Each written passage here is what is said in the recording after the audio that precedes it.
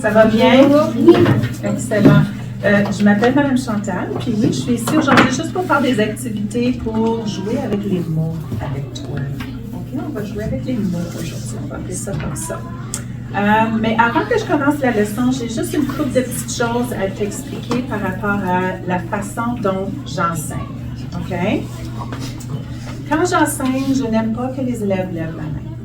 Ceci ne veut pas dire que je veux que tu écris une réponse n'importe quand, mais je vais vous demander, quand je vais vous poser une question, je vais vous demander de répondre tous en même temps. Je vais toujours vous demander de penser. Je vais faire ce symbole ici pour que tu saches que ça veut dire penser, ça ne veut pas dire la réponse à ce point-ci, parce que des fois, on a besoin de quelques secondes pour penser. Hein? Ensuite de ça, quand je vais faire ça comme ça, c'est ton indication que là, je veux que tu donnes la réponse. Puis je veux que tout le monde réponde, pas juste quelques élèves, d'accord? Alors, on va se pratiquer. Les élèves, je vous ai dit que mon nom était, ça veut dire pense. Wow! Excellent! On va faire un autre test. Aujourd'hui, c'est quel jour de la semaine? On part. Oh! Ça veut dire quoi? Pense. Alors aujourd'hui, on a dit que c'était. Aujourd'hui, c'est quel jour de la semaine? C'est. Vendredi. Voilà. Hier, c'était. Le 15. Ouais, Lundi. Ok, vous êtes prêts. Vous avez compris. Alors, des fois, je vais vous demander de donner une réponse comme ça à l'oral. Des fois, je vais vous dire pouce en haut, pouce en bas. C'est vraiment important, ça aussi, que tout le monde le fasse parce que quand je te demande lève ton pouce ou baisse ton pouce, moi, je regarde vite fait, puis ça m'indique si j'ai besoin de donner une explication supplémentaire ou aller donner de l'appui à quelqu'un, quelque chose comme ça. Alors, c'est important que tu me passes ton pouce en l'air ou ton pouce en bas, juste pour que moi, je puisse savoir si on est sur la même longueur d'onde. OK? Super, on est prêt pour la leçon. Alors, est-ce que ma première question que je veux savoir, puis je veux que tu répondes avec un pouce en l'air ou un pouce en bas, je veux savoir si tu as déjà fait une salle d'évasion.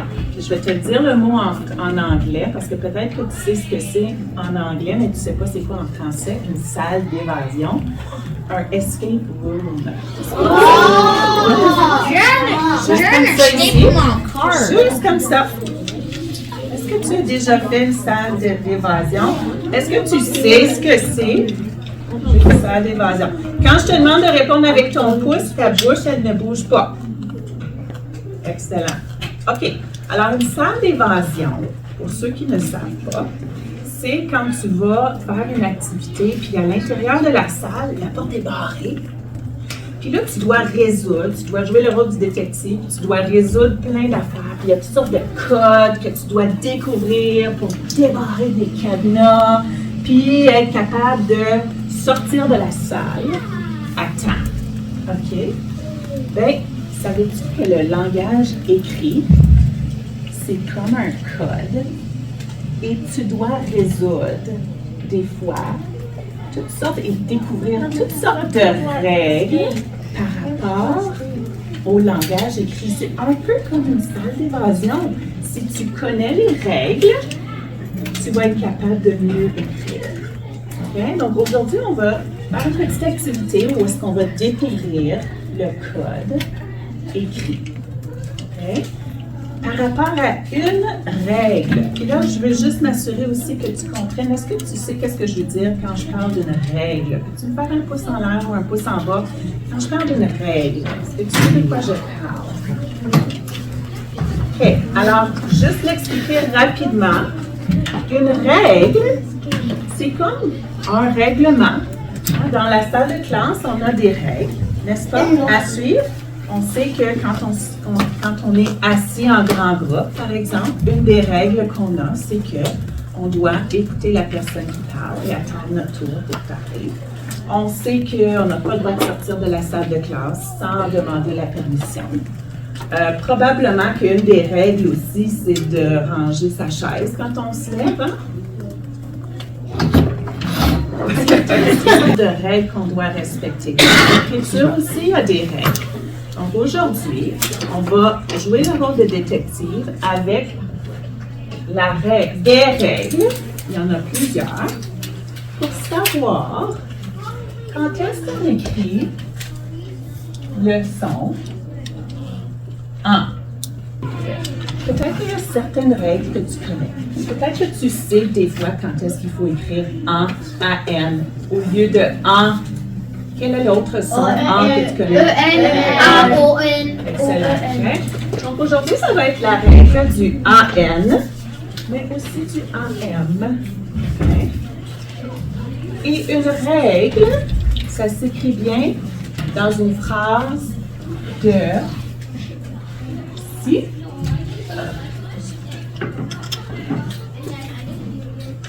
Alors, est-ce que tu peux répéter cette phrase avec moi?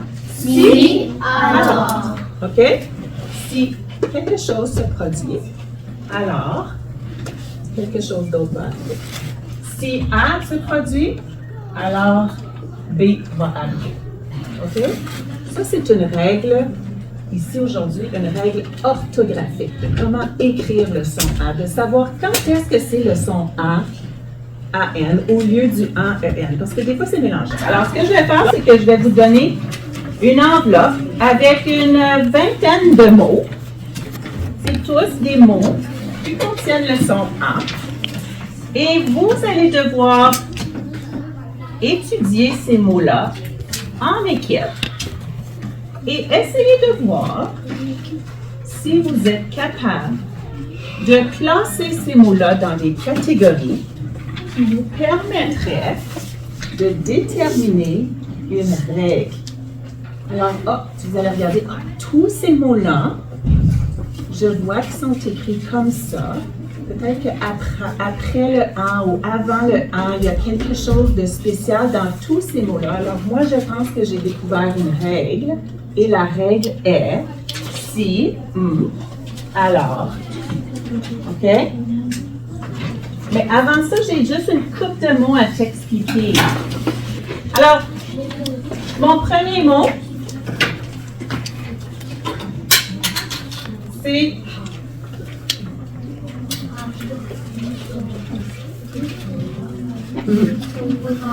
on va, juste un instant, on va le lire ensemble en syllabes. Alors, hippocampe. Oups. Camp. OK, parce qu'on ne va pas dire hippocampe. On ne dit pas le à la fin. Alors, hippocampe. Lève ton pouce si tu sais que c'est un hippocampe. Ou baisse ton pouce si tu ne sais pas. OK, excellent. Hippocampe, là, c'est vraiment un mot intéressant parce que il y a deux mots à l'intérieur du mot hippocampe. Dans le mot le mot hippo ici veut dire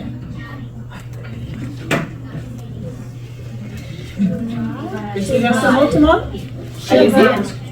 Tout le monde ensemble. Cheval. Excellent. Et ici, ça c'est un mot qui veut dire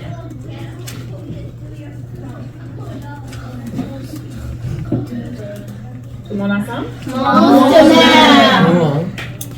Monstre de mer. Ça veut dire monstre de mer. Et ça veut dire cheval. Maintenant que je t'ai dit ces deux choses-là, je veux que tu creuses dans ta tête. Je veux que tu essaies de penser. On va prendre un animal ici. Ça serait quoi? Un hippocampe. Pense. Pensez. Maintenant, tourne-toi vers quelqu'un. Je ne vous ai pas donné de partenaire, mais tourne-toi vers quelqu'un pour lui dire qu'est-ce que tu penses que c'est? C'est quoi un hippocampe? OK,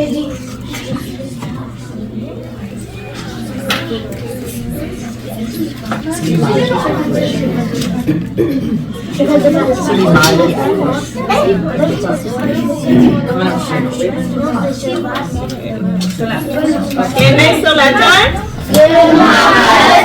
Excellent, j'ai entendu plein de personnes dire un cheval de mer, un seahorse en anglais. Oui. Alors, oui, une hippocampe, c'est un cheval de mer. C'est cool, hein? Alors, quand tu vas voir cette racine de mot-là, pas toujours, mais peut-être que tu vas te souvenir que c'est en lien avec cheval. OK? Le prochain mot que vous allez voir. Est-ce qu'on peut le lire tout le monde ensemble? Danse, hein? Je mangeais dur ici devant un A. Alors, c'est le mot danse. Et danse, ça peut être un cordon ou ça peut être une attache, souvent sur nos jeans. Est-ce qu'il y en a qui portent des jeans aujourd'hui? Est-ce que tu peux te lever debout, ma chère? Elle a des ganses sur ses jeans. OK? Alors, ça, c'est des ganses. Des fois, on appelle aussi les cordons sur nos chandails comme ça. On pourrait dire que ça aussi, c'est une ganse. OK? Mais surtout, c'est pour mettre les ceintures, pour décorer les vêtements. Okay? Je vais vous placer en équipe de 3. Vous allez avoir une enveloppe chacun. C'est moi qui vais vous placer. Vous allez avoir une enveloppe chacun pour chaque équipe. Vous allez prendre le temps de lire tous les mots. OK?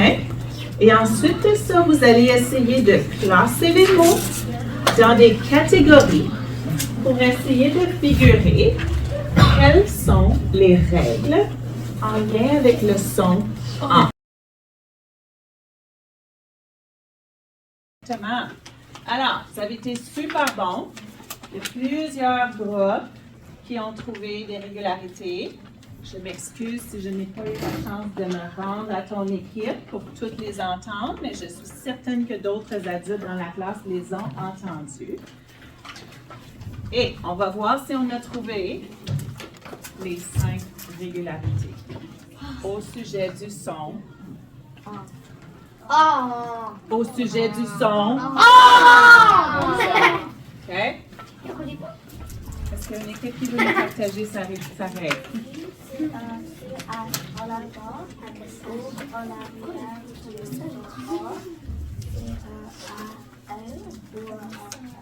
OK, alors je vais commencer avec, parce que tu as 2 choses dans cette règle-là. OK?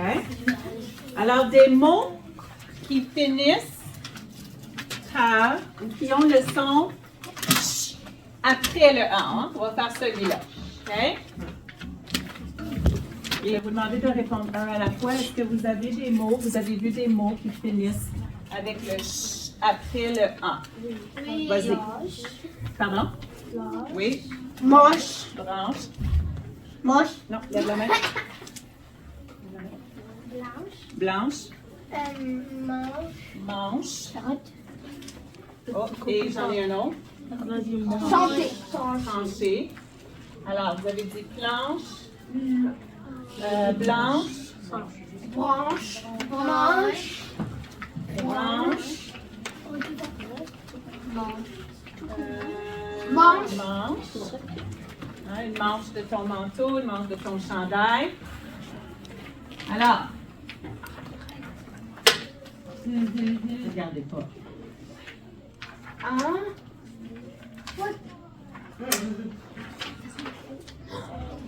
Première règle. Si le mot se termine par hanche, alors le son en s'écrit AN. Est-ce que tes yeux sont assez bons pour lire avec moi? Oui. Si le mot se termine par ange, alors le son s'écrit en. Ben, il s'écrit Exemple. AN. OK? La plupart du temps, tu sais que le an, c'est AN et non pas EN. Planche, tranchée, blanche, branche, manche. OK? Première règle.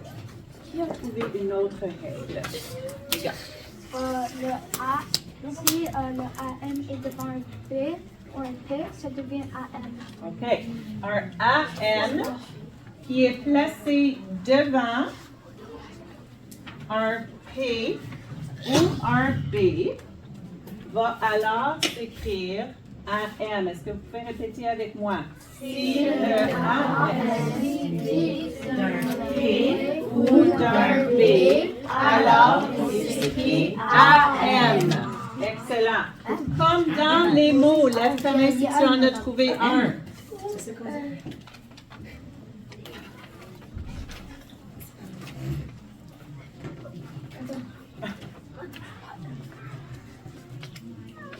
Pense-y.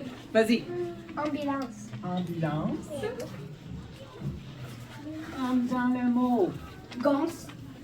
Non, non, non, attends une minute, ça c'est une autre règle. Garde-le dans ta tête. Je te répète la règle. Si le AN est suivi après d'un P ou d'un B, alors il s'écrit AM. OK? Oui. Champignon. Hippocampe. Ça c'est quoi encore?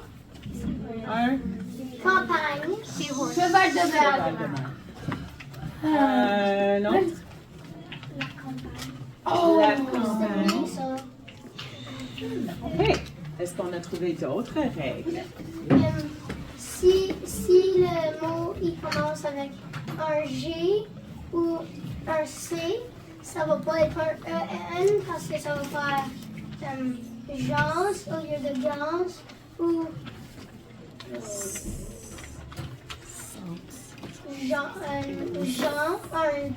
Jean, Sandida au lieu de... Jean. Ouais, excellent. Alors, voici ma règle.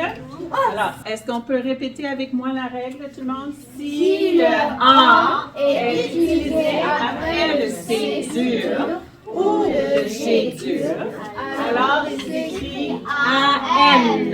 AN, ouais. On va Agon. Exemple, un mot. Candidat. Un candidat, là, c'est quand tu as des personnes qui veulent par exemple, bientôt, il va y avoir des élections aux États-Unis et les candidats sont Trump et, on va le dire rapidement, et Biden. Hein? Quand tu veux faire partie de quelque chose et que tu te présentes, tu deviens un candidat pour ça. Oui. Un volcan. Il est là-bas. En dessous du cheval. Oui. Oui, en arrière. Un gant. Oui. Hippocampe. Elle a pris de là. Mais c'est vrai, par exemple. Est-ce que lui peut aller ici et ici? Oui. Oui. On peut le mettre là aussi. Dans la même équipe? Oui. Le AN, si c'est à côté d'un G, le G doit J et pas 2 à la fin.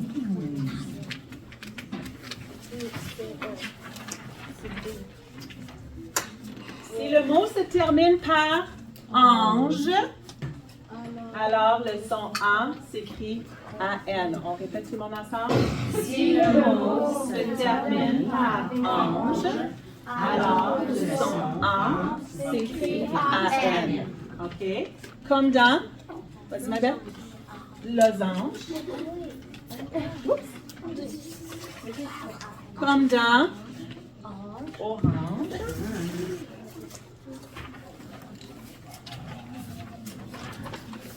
Si mon mot commence par CH avant le 1, dans la plupart des cas, je vais écrire AN. On répète tout le monde. Si le mot commence par chant, alors le son A s'écrit AN. Comme dans. Hey, vous êtes bon. Vous êtes vraiment bon. Mais là, je vais vous tester là-dessus. Là, je vais voir si tu es capable d'appliquer les règles. Est-ce qu'on va faire une petite dictée? Je vais te donner d'autres mots qui contiennent ces 5 règles. Et je vais voir si tu es capable de les appliquer. Mais faites attention, parce qu'il y a d'autres mots qui ne respectent pas ces règles-là. OK? Je vais te donner 3 mots, OK? On aura juste le temps de faire 3 mots. OK? N'oublie pas, tu dois te rappeler des règles qu'on vient juste de déterminer avec le son A, AM, et tu dois décider si la règle s'applique dans le mot que je donne. D'accord? OK. Alors, avant d'écrire le premier mot, on va faire les sons ensemble, juste pour s'assurer de bien entendre tous les sons dans le mot pour être capable de l'épeler correctement. Alors, tu peux déposer ton crayon. Alors, mon premier mot est mélange. Hein? Je mélange tous les ingrédients dans un bol. Est-ce qu'on peut faire les sons ensemble? Ah, tu entends dans le mot mélange. Tu entends? Allez, tout le monde. Et, en, OK. Combien de sons? 6. Et, en, 5 sons. On a 5 sons dans le mot mélange. OK. Épelle, en écrivant ton mot mélange, j'aimerais que tu l'épelles maintenant. Pas les sons, mais les lettres. Alors, le premier son, c'est la lettre. OK, épelle ton mot. Tu peux l'épeler à voix haute si tu veux, ça va t'aider. Son, hein? Tu mets un son par boîte à l'intérieur. À l'intérieur de chaque boîte, tu mets un son. C'est ça. Nice. Ouais. Je veux que tu relises exactement ce que tu as écrit pour t'assurer que tu as bien écrit ton mot. Quel est ton mot? Lis-le à voix haute. Mélange. Mélange. Est-ce que la règle s'applique ici? Qui peut me dire la règle? Lève ta main.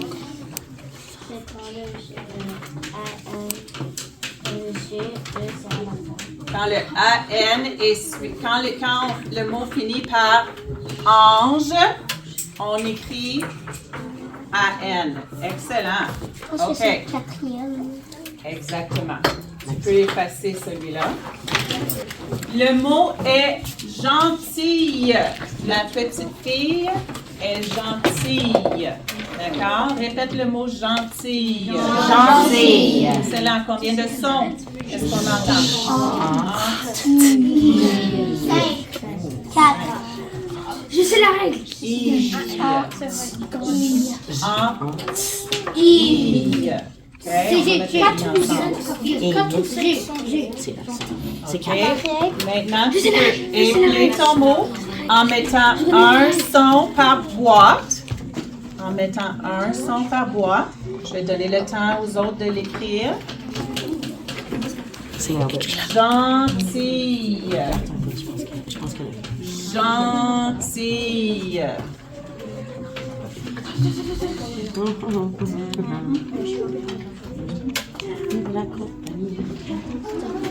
Pense à tes règles. Tes règles vont t'aider à bien orthographier parce que là, on vient de voir une règle qui ne s'applique pas ici. Moi, je la connais. Gentille. On dit pas gentil. On est tous en apprentissage. Il y a sûrement des personnes qui ont fait. OK.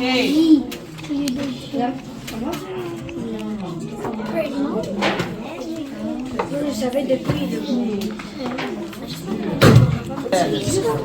Est-ce que ça dit bel et bien gentil? Relis ton mot. Gentil. OK. J'aimerais qu'on épelle gentil ensemble parce que ça, c'était un mot truqué. On va l'épeler ensemble. Dans le mot gentil, ça s'épelle G-E-N-T-I-L-L-E.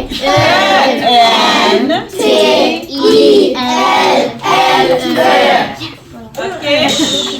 Oui, la règle ne s'applique pas ici parce qu'on a appris que Si on met le AN à côté de G, on va faire le ça va faire un G dur. Gant.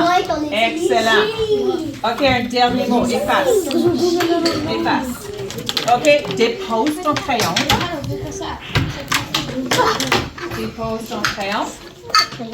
Le prochain mot, c'est champagne. Je bois du champagne pour célébrer la nouvelle année. Est-ce que tu peux répéter le mot, s'il te plaît? Champagne. OK. Combien de sons? Il y en a 5. Nice, tu l'as fait. Écris ton mot dans les boîtes de sons. Bonne question.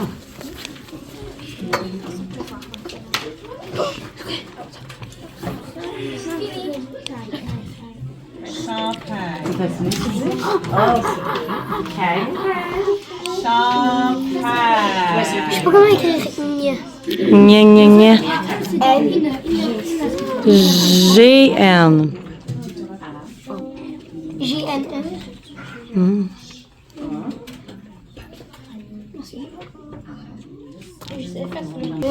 Regarde ton autre règle. Ben, t'as une règle, t'as dit, c'est ça. OK. Là, tu as tous les sons.